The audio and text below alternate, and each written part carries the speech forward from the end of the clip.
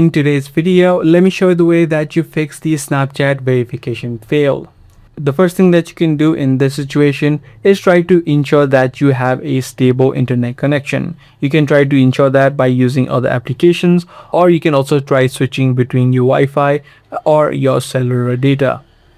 If the code is not arriving instantly, then you can also wait out 15 to 20 minutes as well as try to restart the application. So just close the app of Snapchat from the recent app list and try to see if this fixes the issue.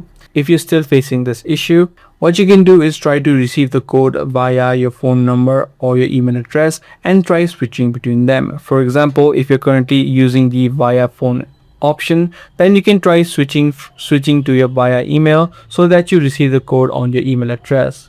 If none of these solutions work out for you, what you can do is look for new updates available for Snapchat. Head over to the Play Store, search for Snapchat, and if you do see new updates available, make sure you update this application. Also, you can try to uninstall the app of Snapchat from your device and then reinstall it.